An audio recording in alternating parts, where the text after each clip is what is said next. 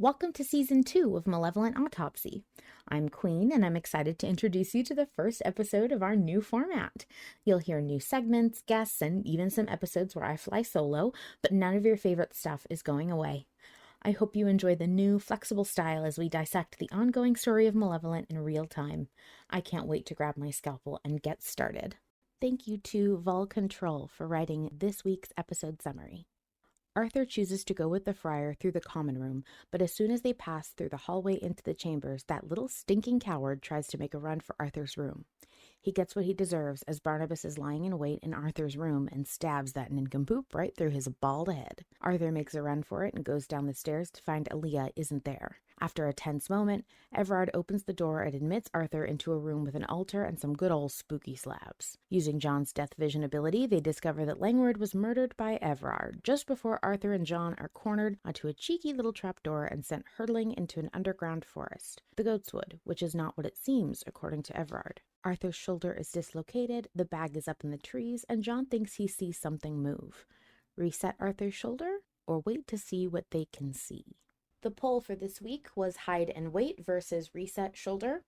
Right now, the poll stands at 292 votes, and the ratio is currently a 60% in favor of hide and wait and 40% in favor of resetting the shoulder. To weigh the pros and cons of this vote, we talk a lot in the official Invictus Discord on a dedicated channel called Poll Chat.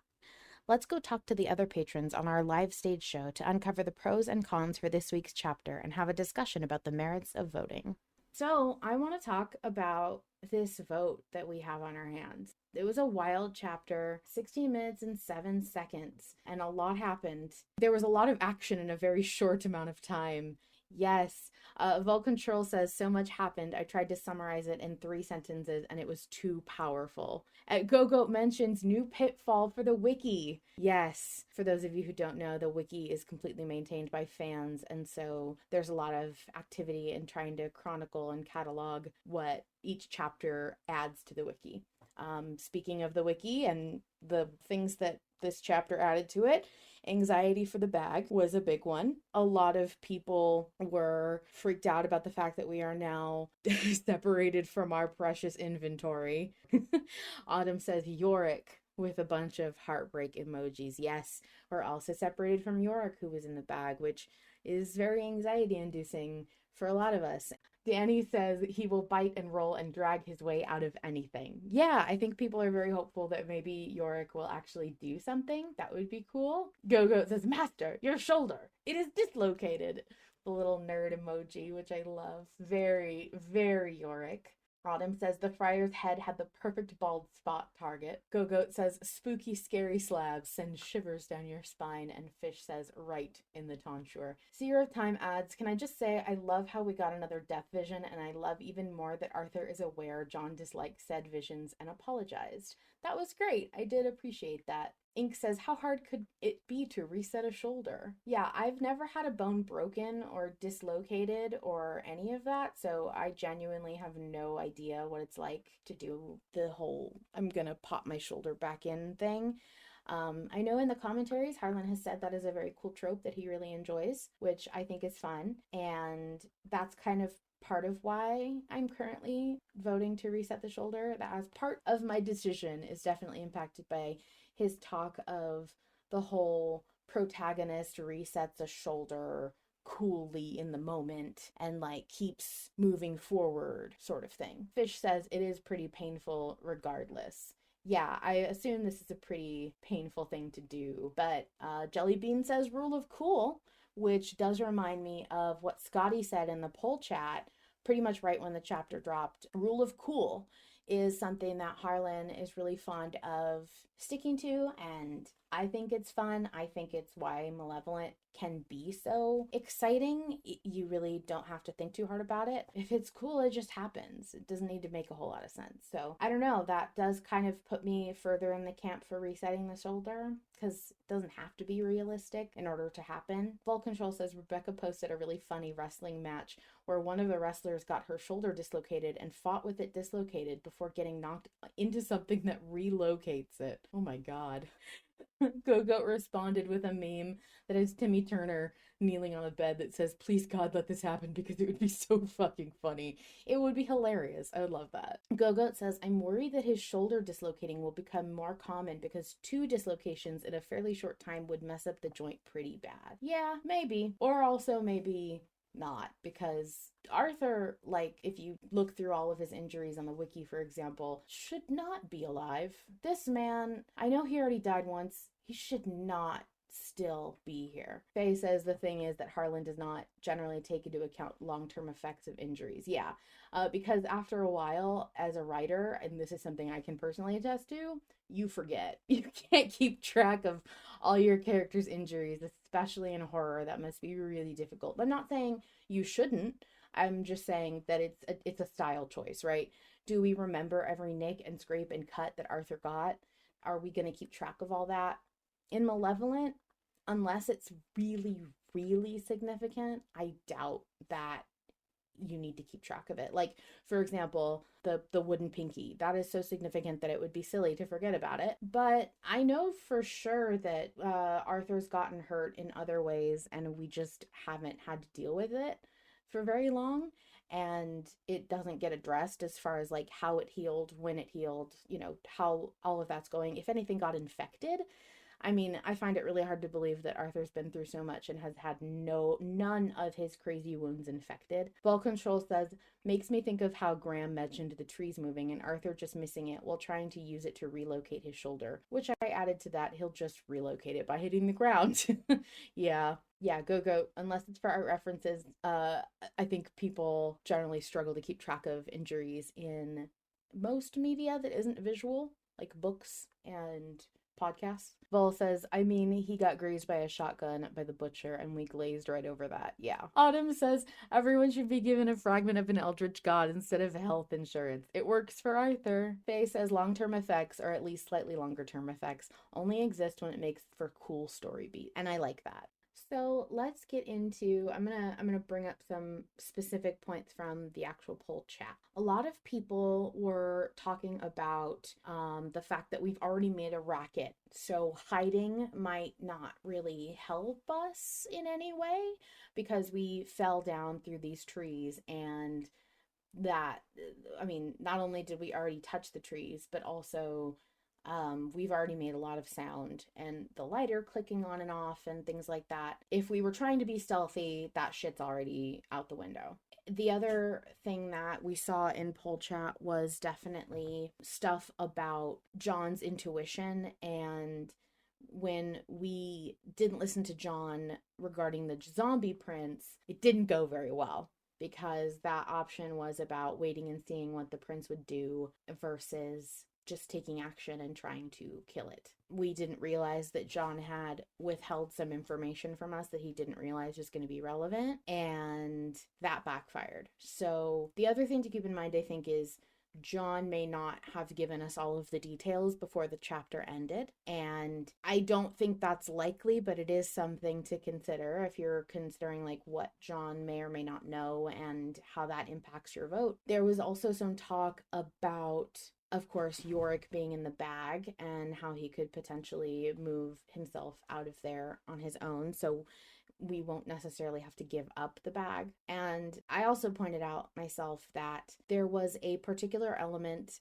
of this chapter that made me think about which side I wanted to be on more thoroughly, and that actually has to do with the fact that we don't vote on how the action is carried out. We just vote on the action. Sometimes in order to make our decision, we extrapolate and go way beyond what we actually mean to talk about. So in this vote especially, people have been bringing up what could happen after we take the action we voted on. And while that can be helpful sometimes, quite often it is very difficult to kind of predict what's going to happen. I mean, that's the point of the story, right? You never know. And ultimately, when we voted whether to hide the ring or to get rid of the ring or to touch the body earlier, we got to do both things. So just because we vote to hide now doesn't mean we won't get to ever reset Arthur's shoulder and vice versa. However, it's not a guarantee that both of those things will happen. I love that we got to have both our death vision and hiding the ring. I think it was really cool that we got to pick the order that those things happened in. And you could argue that without doing it in that order, we couldn't have gotten both. When we're talking about voting to reset the shoulder versus voting to hide and wait, people tend to keep walking further and further away from the action, and they're talking more about the outcome of the action and why the outcome is impacting their vote. And I think we're only human. We're all going to end up doing that, right? I mean, you can't shut off the part of your brain that wants to connect the dots and push your vote into action. But I do think that when you're in a situation like this where Arthur is in the dark, no idea where he is, no real orientation of anything, can't see very much. John can't see very much. Arthur can't see shit. But you have him very much trapped right now. And the way I phrased it early on in the poll chat was, I feel like we're a rat that just got dropped in a maze from above. And Everard, being the scientist who knows how it's laid out and what the goal is, with us having no idea, left to scramble around on our own and hopefully survive. I don't think that it necessarily matters what happens afterward, because it kind of seems like we're fucked either way. Frankly, neither one has a higher likelihood of survival. And I know that people are going to argue that. I know that people have been arguing that. But if there's a creature down here, you're facing Arthur, who is blind, sick, injured, and has no items on him right now that we know of. So there's no way, even if he was able to reset his shoulder silently while hiding and waiting at the same time, he would really stand a chance against something that's going to attack him right now. So if you think too far out, it won't get you anywhere. However, I think it's worth mentioning that there are some possibilities here, right?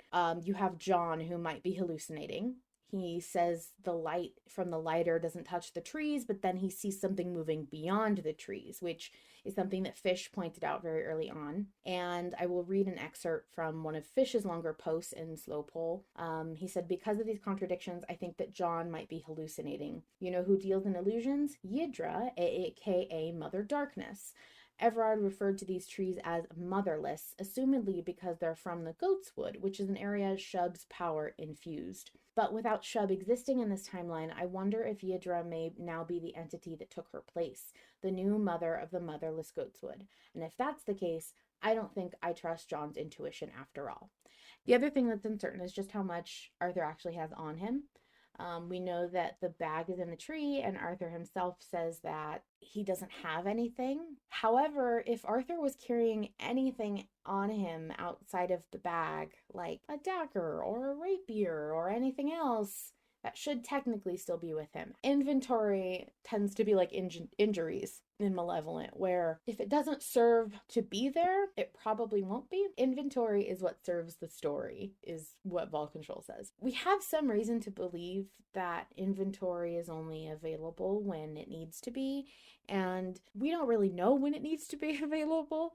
So we'll see if it shows up in the next chapter. I'm not banking on it. There are lots of ways that you could write out an inventory item in my head as a writer.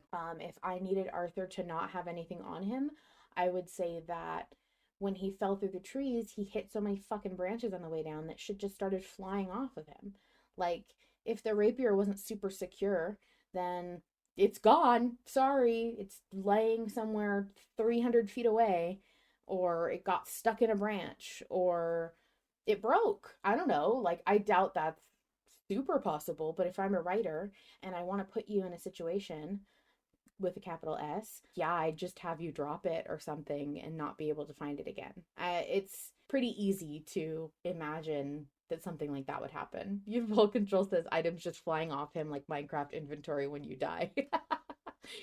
So there's the fact that John, like we mentioned, may or may not be just kind of scared and seeing things. Something that I brought up in poll chat was that everyone is going to be protective of the part of their body they control in this example. So like John, I believe there was a case in season 2, definitely, where John got something in his fucking eye. And it was revealed that he was really just being a baby about it. And yes, Mizra. Okay, that's exactly what I wanted to talk about. Thank you. In commentaries too, Harlan has brought up how John doesn't carry the physical load. He just yells at Arthur to keep going. Yes. So in the commentaries, Harlan brings up this really interesting point that I was able to visualize really strongly because I helped raise my younger siblings. When you're like on a hike and you're carrying your child on your little backpack, you know how the little babies can be strapped into your body, right? And you're on a hike and it's exhausting and you're tired and you're sweaty and this baby is just like a weight on your back and you're very happy, like this is what you wanted to do with your day, your toddler's loving it, everything's cool, and you are just really, really tired because it's been an exhausting hike. You're sweaty, you're hot, there's bugs, all the things I would hate. And you go to pull out your water bottle and take a drink of water and your toddler's like, oh no, me first, I want to drink first. Like, I want to drink first. Your toddler has done nothing. They've just been sitting there. And you're like, give me a fucking second. I've been doing all the work. I'm the one who gets a drink first, kind of thing.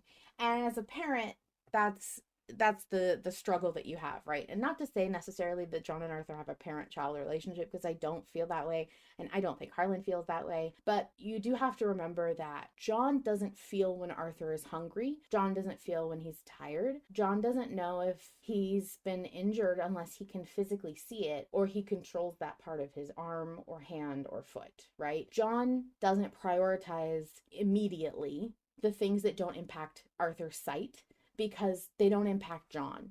And of course, John wants to keep Arthur safe and healthy and well. Of course he does. But right now, in the moment, for John, the scarier thing is not that Arthur can't move his arm, because John has one arm and barely that, and he doesn't have the other anyway. So for him, it's like, yeah, okay, whatever, dude. I don't have the other arm either. The bigger worry for me is that I can't see anything, and what I do see is a threat. And we need to prioritize that right now. Meanwhile, Arthur is saying, hey, I can't do anything about that threat if I can't fight it. And I can't fight it with no arms because you have my other one. So Bram points out John doesn't have to deal with being hot or tired or thirsty. He's like an armchair up in that noggin. Yeah. And Danny replied and said, it's like a mech driver. Yeah. Sophie says, true, but he is much more aware of Arthur's physical needs in season 5 than he was in season 2. And I agree with that. So that is actually why I do think that John prioritizing the threat in front of them may just be a very small instance of John not thinking about the load on the physical body that they have to take care of because of his paralyzing fear. And that's very human of him. I mean, yes, he's grown, but that doesn't mean he's never going to do it again. It doesn't, you can learn a lesson and try your best and still have trouble keeping up with that lesson. So for me, I mean, the way I interpreted it was very much John struggling to remember that there needs to be other priorities other than what just Arthur sees. On that note, however, you could argue, yeah, Arthur can't reset his shoulder if something attacks him while he's doing it. And, hiding and waiting may be the move to avoid having that happen. And if you just wait a little bit longer, maybe there'll be a break to reset that shoulder. Faye says, yeah, it's like he cares. Of course he does, but it's not the thing that's on the forefront of his mind right now. And when you're in danger, it's hard to look past that. Yeah, this has been one of the most difficult votes I think that I've ever had as a patron, which is wild because this is kind of not a low stakes vote, but it's just kind of a random part of Malevolent to be stuck on, I think, for me. So we have we have comments from poll chat that have been jotted down for me. Bella said that John, poor intuition, Doe has the eyes, so if he says the trees are weird, the trees are fucking weird. That's another good point. We are going to have to lean up against whatever John sees, and apparently all John is seeing are these trees that are fucking weird. So Scotty said, I think if Arthur doesn't put his shoulder back in, we're going to end up fleeing from the tree without the bag, so I'm team shoulder this week. Also, if that big tree grabs Arthur, that would be interesting, eh? Could be a Horrig, homie. My favorite point to bring up is what would Charlie Dowd do? People prefer that I call him Noel, so I guess I'll do that. I think in this instance, Noel would be a badass and he would go reset his shoulder. I think Noel is the kind of guy who pauses, assesses his situation, and then ends up doing the cool thing anyway. And I think he gets away with it. He just seems like the kind of guy who would take the risk because he doesn't want to be helpless if he has a fighting chance. And really that's kind of why I'm leaning on reset the shoulder, because if Arthur has any chance of getting out of this okay or in one piece, it's gotta be at his best possible self, which to me is definitely more able-bodied than he currently is with a dislocated shoulder. I'm sorry. This is the last pull chat comment that I have written down that I really want to read. Graham had said, can you imagine the sheer slapstick of Arthur trying to press up against a tree and it moving out of the way, though? And I really wish that would happen. At all times, Malevolent is about 2 inches away from being a comedy show, and that would be my favorite thing. Bean Fiend brings up that Everard does call the forest the Goat's Wood, which Graham confirms. Which is something that Barnabas had mentioned too, right? Did you get lost in Goat's Wood? And he had this big old laugh about it. So that's nice and weird.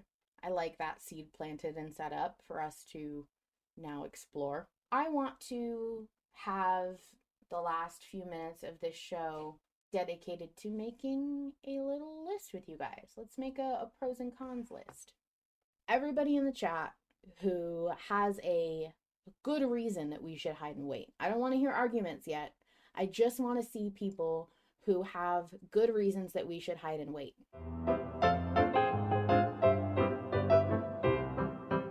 Okay, so it looks like after a lot of conversation, we've settled on hide and wait having the following pros, which is a chance to get a look at their surroundings without distractions, a chance to see how the creature reacts to Arthur's presence.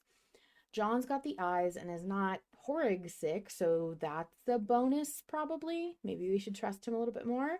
Another pro would be not having to touch the weird trees and John using his handy agency. Get it? Get it? Because he gets to use the hand, has agency. And then, of course, this would be trusting John's intuition, which would give him a vote of confidence a little bit. Then we have some cons for hide and wait, which are too many negative factors are against us. There's potentially moving trees. It's dark. He's blind. He's sick. He's unable to hide anywhere, really. The shoulder is a disadvantage. He can't really defend himself. He has already made a lot of noise, so this could just give the creature time to catch up.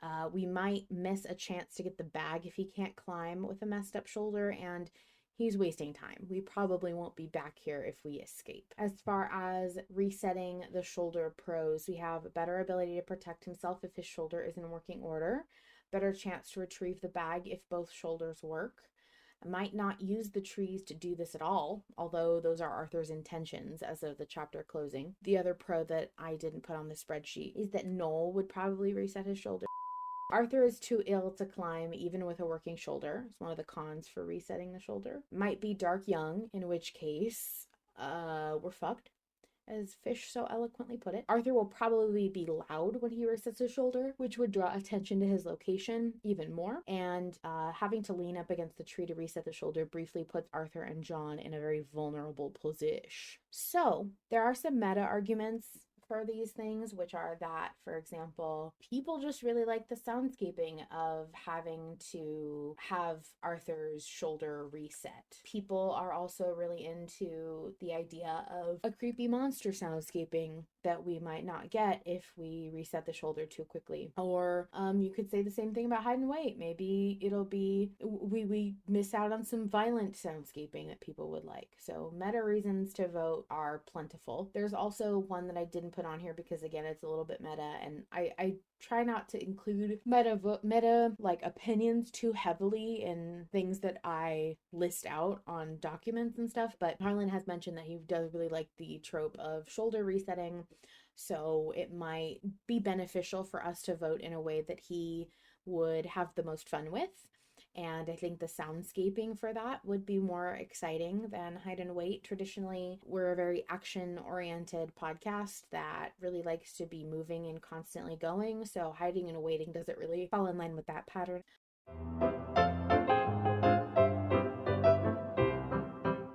Malevolent is a story rich in connections and deeper ties to other sources, like Lovecraftian mythos and other Invictus actual play games found on the YouTube channel. To get more insight about relevant lore for this vote, let's chat with some extra knowledgeable lore keepers.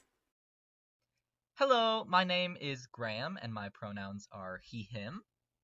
And my name is Fish, and my pronouns are he, him, and we are going to talk about some of the lore. Yes. So, tell me what lore do I need to know for this chapter? What is the cool, interesting thing that you were excited about? I, personally, was very excited about the fact that Barnabas in this chapter, not only is he going like full serial killer, but he's singing. Yeah, which is a very Grinner-esque thing. Is he singing? I, At least he's either singing or it seems like reciting some kind of poem, as far as I can tell. Jack mm, has put it down in the transcript as he's singing. certainly very jovial. We can tell. Yes. He's having a jolly good time. And Yeah, Fish, to quote you, yeah. um wait, let me pull it up. I The first love it when symptom people of do. becoming Yeah. the first symptom of becoming a grinner is a wanton pleasure gained from enacting gruesome violence unto others. The second symptom of becoming a grinner is having a song in your heart. And And Barney certainly. he certainly does. He's very theatrical. This is kind of a departure from how becoming a Grinner has worked in the Call of Cthulhu campaigns. Yes, it is usually. Well, the thing is, we've only ever seen it in the one instance with the obelisk on the boat, Yes, and then, well, yes, later again in the town. But it's very yes, similar instances, so we've only ever seen it be very sudden. yeah, But this is the Blackstone, and also Harlan can do whatever he wants. So it is yeah. entirely possible. He did say that there were probably some retcons, I believe, from some Yes, of the Call of Cthulhu 2 lore that we don't know about. we don't know about yet.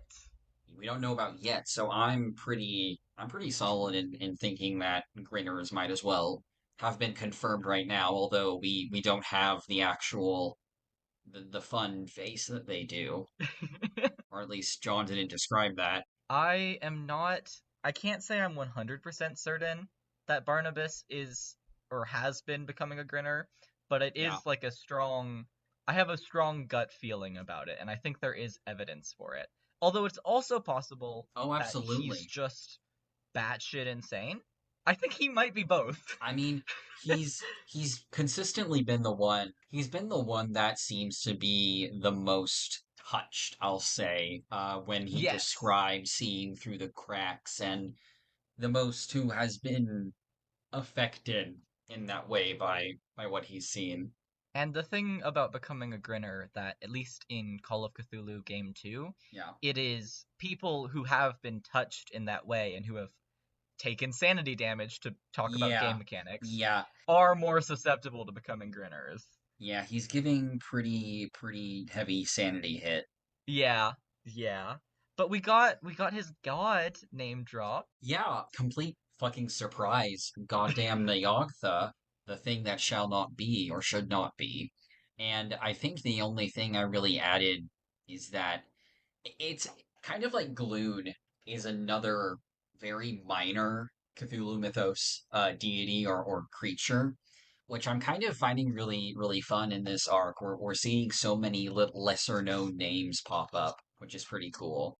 It's funny because we've got lesser known ones and then at least two people who worshipped Azathoth, who is like the ultimate big guy. So Yeah, it's a fun dichotomy. yeah. So the whole thing about Nyogtha doesn't really have a ton of lore, but it's described as like this amorphous mass of like black goo, basically. And it's kind of like a vampire, sort of, where it feeds off of blood and like life energy, and it's worshipped. It's like underground in some sort of alternate dimension, and it's worshipped by a lot of ghouls and kind of kind of underground cavern vibes going on here. Although really, when it comes to Malevolent and the greater like Call of Cthulhu like multiverse, it seems like all cults tend to gravitate towards big underground caverns. Yeah, yeah. I mean, It's it's just a pretty cult cool. kind of place. Yeah. So he's very it's called the Bloodthirsty, which is pretty cool. I mean, and Barnabas even says in this chapter after killing the friar, he says like he says something or I have the transcript pulled up. okay. He Yeah. says Nyogtha would have wanted it this way, bloody and violent. Yes, okay, yeah, there it is. Yeah. Yeah, that makes a lot of sense. That's about kind of all that Diokta is about. There's not a ton there. What can I say? You gotta love a blob of goo who knows what they want. Yeah. It's Yeah. interesting. I'm wondering what it is about these various lesser known deities that like why would they be interested in the Blackstone? Or are they interested in the Blackstone? Or is this just something that their acolytes kind of came to learn about and decided to acquire? It's very interesting. Well, the thing about Barnabas is that he is the only member of our crew who did not know what the Blackstone was, which That is is interesting. I remember that. He didn't seem to, or at least he didn't mention it. yeah, the friar when he and Arthur were having their little one-on-one chat, he was like something something all of us know what the Blackstone is except for Barnabas. Oh yeah, weird. It is It's strange. probably nothing. Probably. It's probably But you nothing. never know. Well, Yeah. well, kind of going back a little bit, can you guys explain why, for those who don't know, can you guys explain a little bit more about Azathoth? Because I think Oh, that Oh, if you yes. don't know prior to this chapter, you may not understand why yeah. that's kind of like the big god of all gods. Yeah. Yes. So Azathoth is the center of reality, essentially. Azathoth is the creator of the known world in the Cthulhu mythos. And it is actually the dreams of this being that is what makes up all of like known reality. So like the way that I think describe it is that Azathoth potentially is the piano in Cain's metaphor, or perhaps even like is the house that the piano is in, or something like that. That doesn't make a lot of sense, but essentially the piano metaphor really holds up until it doesn't, which is very Yeah. fun. It served Kane's purpose, which I think is Yes, all he in the needed it to moment it do. did, yes. Another thing, Azathoth is connected to the Blackstone in that, at Yes. least in the Call of Cthulhu games, that Mhm. Malevolent is sort of set in the same multiverse as the Blackstone, the Greystone, and then a fun third one, which has never been mentioned in Malevolent, the Crimson Stone, are Mhm. all connected to Azathoth and all represent aspects of Azathoth: the spirit, the soul, and the flesh, I believe, off Mhm. the top of my head. And the Yeah. Blackstone is the flesh. That is likely why the Order of the Fallen Star is so like big on getting those stones, Yeah. because that's their guy. Their big sleepy idiot man. The whole thing about Azathoth is that Azathoth is like mindless, basically. Azathoth isn't really I mean, it's referred to as the blind idiot god, which is pretty funny, but also it's unable to conceptualize the fact that it is asleep and dreaming is what's making reality happen, and it wants to wake up or, become freed from wherever it is. But if it does, then everything will end. And that's how it is in the Cthulhu mythos. I don't think that we know fully what exactly will happen if Azathoth in Malevolent wakes up. Well, actually, in Call of Cthulhu 2 at least, it's they learn about it from a book in Mrs. Mosley's house, who shout out to Mrs. Mosley, crazy old lady in the swamp Mr. outside of Leary. Mosby, I loved him in Zack and Cody. Mrs. Mosley. Get it right. But basically, in Call of Cthulhu Game 2, it's basically saying what you're saying now about how Azathoth's dreams make reality, but also that if Azathoth wakes up, all of reality ceases to be. Yeah. That is stated in Call of Cthulhu Okay. Game 2, Okay. as well Okay. as that Gotcha. it's the Black Stone, the Grey Stone, and the Red Stone, And the obelisk together and are. the Obelisk. Sorry, I'm trying really hard not to burp right now. Don't worry about it. I got you. All All of of them those together. combined together is what is kind of like the key to awaken slash unlock Azathoth. Yeah, wherever it's in prison. Because it is also like this idea of it also being like locked away or imprisoned or prevented from being awoken by some means. And at least in the Call of Cthulhu Game 2 files, the Yes. obelisk is described as being where Azathoth is imprisoned. Which is interesting. It is. It's also interesting because the Blackstone is stated to be made out of the same material as the obelisk. So there's, you Mhm. can say something poetic about like the flesh is the prison, or You something could like say that. something. You could say something about that. You could always say something. The fact that the fallen star worships Azathoth is something that is also very interesting to me because, at least within the Cthulhu mythos, you don't really have a lot of actual worshipping of Azathoth because even the other outer gods, basically, nobody really actually wants Azathoth to wake up because then that means everybody's toys go away. Yeah, that's not very fun. Yeah, a human cult worshipping Azathoth. I wonder what the Order really sees or thinks that they're going to be getting out of collecting all of these stones if their goal is to wake Azathoth up. I thought it was It's very also, interesting. Go on. I wonder if the Order might more so have this twisted view, just based on at least what the modern Order believes, and based on what we know about the three soldiers from Call of Cthulhu Game 1, and also what Kane says in Intermezzo about the Order once having nobler intentions. I wonder Yes. if Oh my God, I forgot about that. the current order, in current as in 13th century England, I Yeah. wonder if they might believe that these stones, because all of the stones have their own powers, I Yes. wonder if they might believe that the stones are Azathoth's like gift to humanity, or like gifts, I guess plural, and so maybe that's why they're like chasing after them and worshiping them. Yeah, it's very interesting. And we don't really know yet if how Everard connects to the Order of the Fallen Star. It doesn't seem like he's a part of the Order, but he has this tapestry in this castle that John said resembled one of the paintings from the Order in episode 40, except for this was Yes. almost kind of like a different interpretation of it, where it was like this black sort of cloud rather than like shining light, if I'm remembering correctly, which I find Yes, very and fascinating.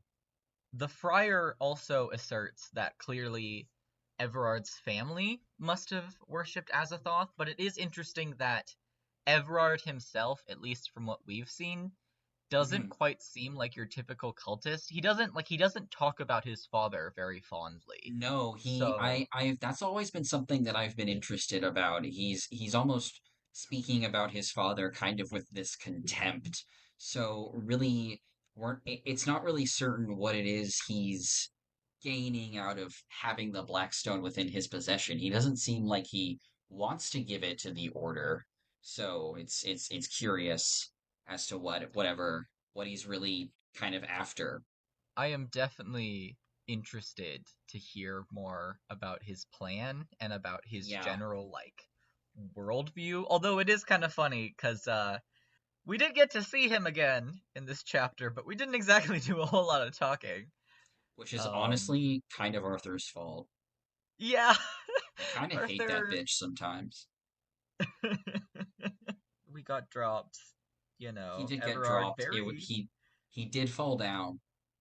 He did fall I'm down, very and curious what Everard saw while Arthur was watching the Death Vision, because he does yeah, seem that after. he seemed like he almost let Arthur do that. Like Yeah, I don't think it says what he's doing. It says, because all John says is just like, oh, now is our chance. We can touch it. I don't remember what he says about Everard's movements in that moment, because he said that Everard goes over to the body, but I don't know what else it is that he says in that moment. it's Everard goes over to the door, and then Art and Right. John's Okay. like, Okay. okay, Okay. now we got to do some body touching. Yeah. Yeah. Yeah. Yeah. Yeah. Okay, that makes But sense. then once they snap out of the vision, He's Everard like is right right there. beside them. Yeah. Yeah. He certainly let that happen. It's after that is when he guides Arthur to Yeah, the he trap leads door. Arthur right over to the trap, which is really awesome. And I don't think anybody was expecting there to be a fucking underground forest of what he says are trees from the goat's wood, which is a whole fucking thing to Yes. unpack. I personally am so excited about this because you know who has connections to Goatswood? My girl, Shub. That's true. Which is interesting because this is a timeline where she's not supposed to be here.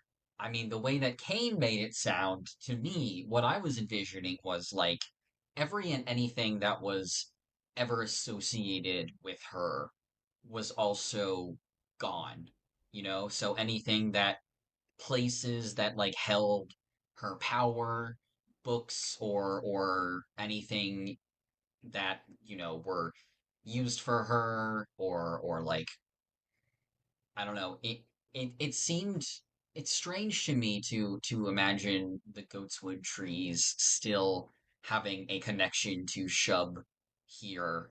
But I have two things that I think are worth noting. One, Hmm. that there is an entity connected to Shub who we That's know true. The can't black exist goat. without her, which is her herald. Yes, the black goat, my best friend in the whole wide world. The black goat, because we see the black goat in the Grimm timeline. He's got like his own cult. He's thriving. He's living his best life, and Shub is Mhm. gone. It's sort of like he replaces Shub Yes, it is in interesting. yeah, in the timeline where Shub does not exist and never existed, this other entity that is supposedly like her herald is what sort of took up her place. And we don't know if the timeline that Arthur is currently in England, we don't know if that's the same as the Call of Cthulhu 2 timeline. So, I I don't.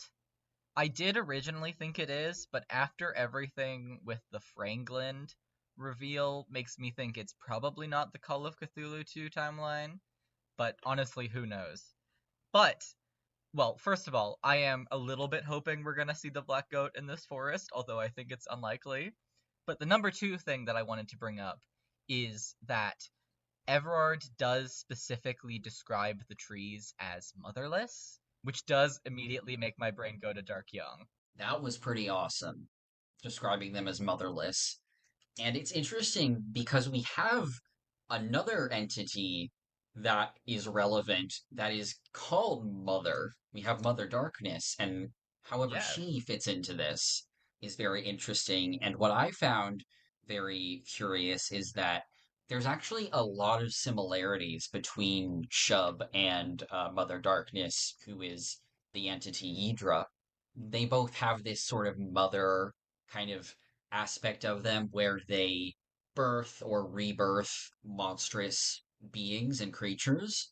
Some of them, Ydra is kind of associated with the Earth in a way that Ydra was dropped to Earth, fell to Earth from wherever the fuck, and has sort of always been present on the Earth since the beginning, and has a lot of has had to basically learn how to mimic all of these different aspects of the world. So bunch of animals and then humans when they came around, and so it's very curious. They're also both connected to witches.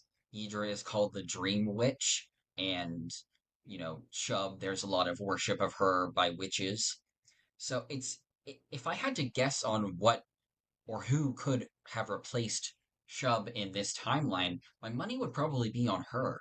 But we haven't seen any Yeah, sign of her since coming to the castle. which is interesting, Hmm. especially because we know that it's not like the witch in part 43, I believe it. Yeah, part 43.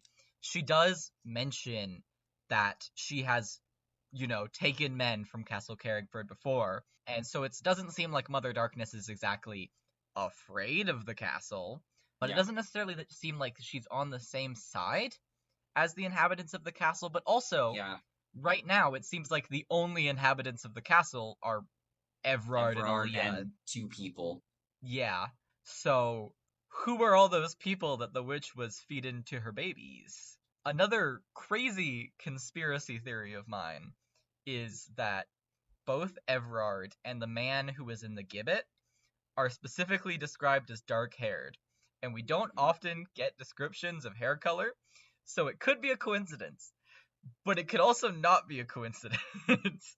And I might be Mhm. losing my mind a little bit. Just a little bit. What do you think that would mean if Everard and the man in if they're both connected, or if Everard is not who he says he is? I don't know what it would mean. I Mhm. just it doesn't seem like whoever Edvard is or whatever his stat like Affiliation. yeah, it doesn't seem like he likes his family very much, at least as far Yeah. as we know. Which is interesting because I don't know, the way that he spoke about his father, it was with some kind of familiarity, at least I thought, Yeah. but he could have easily been faking that, I suppose. Well, I remember what struck me about that story was specifically that he sounded almost like he was resentful of the fact not only that his father worshipped a god that he didn't seem to think his dad knew anything about, Yeah. but also that this was kind of it was the reward almost like look what happened to him, how ignorant he was, but how Yeah. Yeah. also it wasn't really his fault. It was just something that like he didn't know about. But it does sound like there's some kind of built up resentment, and I almost hear Arthur when he was talking, and Yeah. how Arthur had talked about his parents in a way where he's so angry at them for leaving him, quote unquote, but he also understands that it wasn't fully them, like that wasn't who they Yeah. really were. I just wonder how Everard came to have this whole castle to himself. I wonder if there's some familicide that happened here. Is that the right word? Possibly. Yeah, familicide. It would Yes. be patricide if it was a father, fratricide if it was a brother. I know these things. Filicide, I Anyways, think, is if you kill your kids. yeah, Like filicide is a Arthur. child. Yeah, he did do that. Ow, ow, that was so low. There's a lot of stuff I feel like we don't know right now. And well, at the same time, we've learned so much within like the last couple of minutes, but the big picture things are still so far away, it seems. Like, why is there a fucking underground forest of goatswood trees underneath this? Like, did Everard have anything to do with planting those, or was that something that has always been there? Does he like to garden in his spare time? I do Yeah, have a question. yeah, I I noticed that one of the peculiar things that was said early on was Barnabas specifically said, did you get lost in Goatswood? And that Yes. The was like Goatswood. super early on. And I Yes. remember when we heard the word Goatswood again, going, oh, wasn't that the place that Barnabas is talking about? Do you guys Yeah. have any thoughts on that? Well, it's specifically it seems to be something that he was like ribbing the friar about Uh-huh. because So the it was the friar, friar who got lost or got held up yes. there. And it seems like there was some previous discussion that the friar and Barnabas had about it that they start again well in that like first couple, I don't remember exactly what chapter it is. Yeah. But there's some sort of argument they get into about it, Yeah, but where he's John kind of is riffing talking on over some. them, so we have no idea what they're arguing about. Mhm. What Goatswood is? Goatswood in the Cthulhu mythos is actually the name of a town, and it's a town that is in the Severn Valley of England, which is where this is all happening geographically, and in Malevolent too. The Severn Valley is like this. It's a little bit like how Massachusetts is apparently this hotspot for eldritch activity, at least how it's described in a lot of stories that are around it. But Goatswood is actually the name of a town, and it is a town of people who are touched by and who worship Shub. And I wonder if Harlan was inspired by the description of it when he created Addison, because all of the people having these kind of like satyr or goat-like features is a feature of Goatswood, the town. There is Yeah, a forest of Goatswood. and Nikki has so graciously informed us, or well, informed me, I think that Fish probably already knew this, but that there are little gnomes in Goatswood, and they're these little fucked up guys made out of stone, and I love them. I need 5 right now. They're so ugly. I love them. I need everyone listening to go Google Goatswood gnomes and look at pictures of them and their ugly little faces and get back to me. Yeah, there's gnomes in the Goatswood, and the forest that surrounds this town is also said to be sort of imbued with the essence of Shub, and there's these fruit on the trees that are very important and like sacred, but there's not a lot really. We have actually heard Goatswood mentioned before in We Malevolent. have, yes. In part two, The Missing Girl, there is the book that Armitage has in his collection that Arthur and John read from. And it is this guy who's basically he's gone to the Dreamlands and he's seen Shubby and he's seen all her like Dark Young and stuff. And he's returned and he's now like hunting down Dark Young. And he talks about how there were sightings of Dark Young in Goatswood. And so I think he says something about like how he's planning on heading back there. Yeah, yeah, There's at least in the Malevolent timeline, there is at least one little dark baby in Goatswood. So I'm yeah. We just have that saying. cited. We have that spotted. I am not sure how much you guys have left to talk about as far as stuff for this specific chapter. Yeah, I don't know How do either. you feel? Do you feel like you covered it a lot? There was one more thing I wanted to say, which is Okay. that just because we were on the topic of Goatswood and Fish brought up Addison, it could have been an inspiration for Addison, but then I think also so. in wait, quick pause. Queen, am I allowed to mention the commentaries? Yeah, you can mention them. That's fine. Okay. Also in the I think it's like part 20 something 21 maybe. I don't know if he's gotten that far. Anyways, in one of the commentaries Harlan mentions that Addison was very heavily inspired by Innsmouth. Innsmouth, yeah, Innsmouth and Goatswood are inspired by each other, basically. The person who Oh. wrote about the Goatswood was inspired by Innsmouth and was basically like, what if I did that but with a different deity helming it? Oh, okay, So okay, okay. that's kind of they're kind of connected. And then the whole of Interesting. season 3 in Addison and the location is very much Dunwich horror inspired as well. I'll never get over. I don't know why goats there. I'm not sure what that's about, but I think we'll never know. I just have to let it go. Okay, Oh that's yeah, all I yeah, wanted to say. yeah. I think that about covers it for this chapter. Yeah. that's about as much lore that I think is relevant right now. Thank you, of course, to Harlan Guthrie, the sole creator of Malevolent. You can find everything official at linktree/Harlan Guthrie. Without his labor of love for a story he wants to tell, we wouldn't be here. And speaking of here, if you want to be part of the live vote chat I record each week, join the Invictus Patreon and connect your Discord account. We have our own private patrons-only autopsy channel. If you want to chat with me and maybe even some other folks you hear from on the show, you can also find a public autopsy channel from the Invictus Discord so you can hang out even if you're not a patron. While Malevolent Autopsy is my pride and joy, it wouldn't be ever improving without some key players. Thank you to Mizra, Nikki, and Vol Control for their work editing and assisting with production. They do so much for the show, and they do it all as volunteers, and I couldn't be more grateful. To submit a voice recording, have your message read aloud on the show, or find us on other platforms, visit linktree/Malevolent Autopsy. Let's hear from one more Malevolent fan before we finish this week. Hey, this is Pinch of Peppers. I go by Peppers, she, her pronouns. And about 2 years ago, Malevolent took over my life. I discovered Malevolent through a beautiful fan art piece of some guy just cradling his arm when he was going to sleep. And the caption was like, Arthur and John taking a nap. And I'm like, okay, where's the other guy? What's going on? So I had to sate my curiosity and see what was going on.